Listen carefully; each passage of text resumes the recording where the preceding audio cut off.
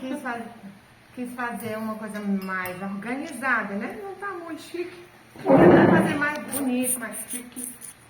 Porque pra minha irmã, o aniversário da minha irmã. Obrigada. Eu tenho muita gratidão por tudo que você fez nesses dias todos, esses meses todos. Chega a estar arrepiada.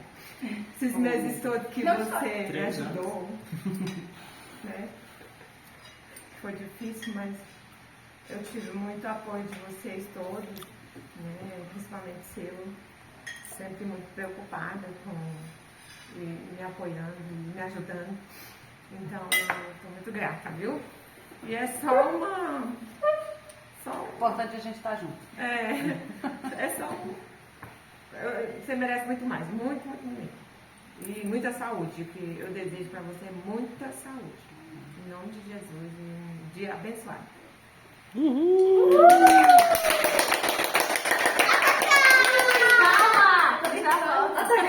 Olha aí, Guilherme.